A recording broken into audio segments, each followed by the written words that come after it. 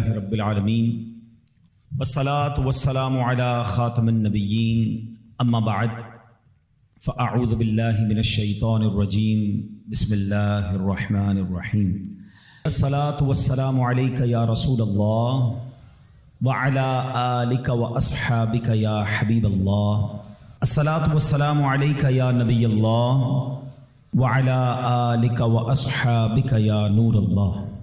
درود پاک کی بے شمار فضائل و برکات ہیں۔ جناب صادق و امین صلی اللہ تعالی علیہ وسلم کا فرمان دل نشین ہے کہ جس نے مجھ پر ایک بار درود پاک پڑھا اللہ عز و جل اس پر 10 رحمتیں نازل فرماتا ہے، اور جو مجھ پر 10 مرتبہ درود پاک پڑھے اللہ عز و جل اس پر 100 رحمتیں نازل فرماتا ہے۔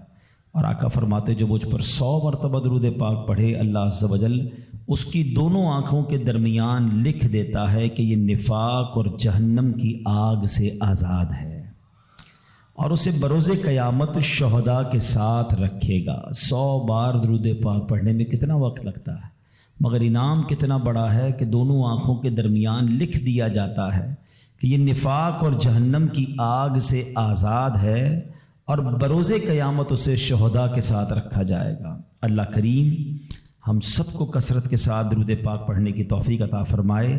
آئیے مل کر محبت کے ساتھ بآواز بلند درود پاک پڑھ لیں۔ صلو علی الحبیب صلی اللہ تعالی علی محمد صلی اللہ علیہ وسلم۔ ایک بڑا ہی عظیم و شان اسلام کی تاریخ کا بڑا عجیب و غریب واقعہ پہلے میں آپ کو سناتا ہوں۔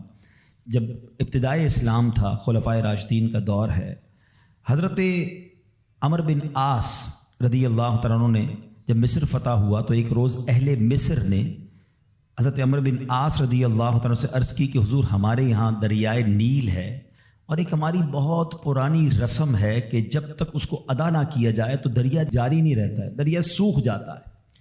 انہوں نے کہا کہ کون سی رسم ہے؟ تو کہا کہ ہر سال ایک کماری لڑکی کو اس کے والدین سے لے کر بڑا عمدہ لباس اسے ہم پہناتے ہیں، بڑا تیار کرتے ہیں، زیورات پہناتے ہیں، اور پھر اس کو دریائے نیل میں ڈال دیتے ہیں، یعنی اس کو پانی میں ڈبو دیتے ہیں۔ حضرت عمر بن عاص نے کہا کہ یہ کیسی رسم ہے، اسلام میں تو ایسا ہرگز نہیں ہو سکتا، کیونکہ اب اسلام آ چکا تھا اور مصر فتح ہو چکا تھا، مسلمانوں کے اب وہاں احکامات جاری تھے۔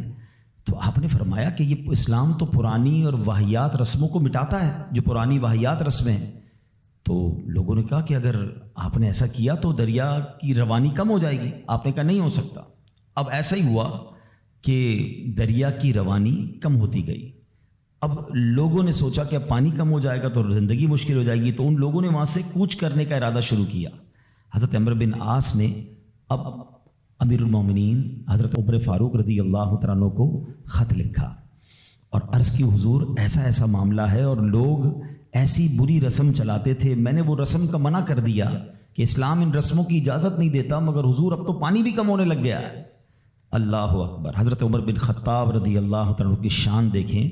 امیر المومنین نے ایک خط لکھا اور کہا کہ یہ رکا جو ہے دریائے نیل میں ڈال دینا۔ آپ نے ایک خط لکھ کر بھیجا کہ یہ رکا جو ہے دریائے نیل میں ڈال دینا۔ حضرت عمر بن عاص کو جب وہ رکا پہنچا، وہ لیٹر پہنچا، تو آپ نے اس لیٹر میں کیا دیکھا کہ لیٹر میں لکھا تھا اے دریائے نیل، اگر تو خود جاری ہوتا ہے تو نہ جاری ہو، اور اللہ کے حکم سے جاری ہوتا ہے تو میں واحد قہار عز و جل سے عرض گزار ہوں کہ تجھے جاری فرما دے۔ حضرت عمر بن عاص نے وہ رکا جو ہے دریائے نیل میں ڈالا۔ اللہ اکبر۔ ایک رات میں دریا کا پانی 16 گز بڑھ گیا، اور وہ دن ہے، آج کا دن ہے، دریائے نیل کبھی سوکھا نہیں ہے۔ مصر سے وہ رسم ہی ختم ہو گئی، اور سبحان اللہ دریائے نیل جاری و ساری ہے۔ اللہ اکبر۔ اس ایک واقعے میں بہت کچھ ہے سیکھنے کو۔ پہلی بات تو کیا سیکھنے کو ملی کہ چاہیں تو اشاروں سے اپنے کایا ہی پلٹ دیں دنیا کی، چاہیں تو اشاروں سے اپنے کایا ہی پلٹ دیں دنیا کی، یہ شان ہے ان کے غلاموں کی، سرکار کا عالم کیا ہوگا۔ حضرت عمر کی شان دیکھیں۔ حضرت عمر کے واقعات اگر پڑھیں نا، جو لوگ کرامات کے منکر ہیں یا جو لوگ اولیاء کرام کی جناب کمالات کو نہیں سمجھ پاتے، صرف حضرت عمر کی سیرت کو پڑھ لیں۔ حدیث کی کتابوں میں مضبوط روایتوں میں یہ واقعات موجود ہیں۔ ایک بار حضرت عمر کے دور میں زلزلہ آیا، تھوڑے عرصے پہلے بھی کئی ملکوں میں زلزلہ آیا، بڑی تباہی آئی. لوگ کہتے ہیں ارتھ کوئک آ جائے تو رکتا نہیں ہے. ایک تو شان مصطفیٰ ہے کہ نبی پاک نے احد پہاڑ پر ٹھوکر لگا کر فرمایا تھا اے احد رک جا، تجھ پر ایک نبی، ایک صدیق اور 2 شہید موجود ہیں. آقا نے ٹھوکر لگا کر زلزلہ روکا تھا. ایک بار حضرت عمر کے دور میں زلزلہ آیا تھا اور حضرت عمر نے کوڑا نکال کر، درہ نکال کر زمین پر مار کر فرمایا اے زمین رک جا، کیا عمر تجھ پر عدل نہیں کرتا؟ اور زمین ساکن ہو گئی. اللہ اکبر. حضرت عمر رکا لکھتے ہیں دریائے نیل کے نام، اور پھر دریائے نیل جاری ہو جاتا ہے. تو اے میرے پیارے اسلامی بھائیوں، ایک بات تو یہ پتہ چلی کہ اللہ تعالیٰ جسے چاہے کوئی کمال عطا فرمائے، وہ رب کی عطا ہے. یقیناً اگر کسی اللہ کے ولی کے پاس، کسی صحابی کے پاس، کسی نبی کے پاس، ہاں یہ بات یاد رہے کہ انبیاء کے پاس جو کمالات ہوتے ہیں، جو حق کی دلیل کے لیے وہ پیش کرتے ہیں، وہ معجزات ہوتے ہیں.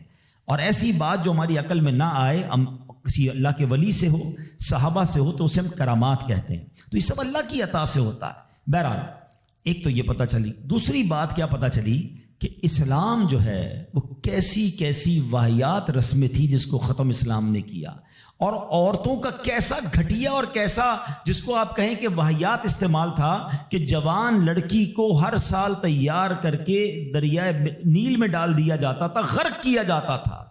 یہ اہمیت تھی اسلام سے پہلے عورتوں کی. اللہ اکبر. ایسا دور تھا میرے پیارے اسلامی بھائیوں کہ اگر تھوڑا سا ہم اسلام سے پہلے کے حالات دیکھیں نا عورتوں کے بارے میں، تو حیثیت کیا تھی کہ وہ مردوں کی خواہشات پورا کرنے کے لیے کھلونا تھیں. عورتیں دن رات مردوں کی خدمت کرتی، محنت مزدوری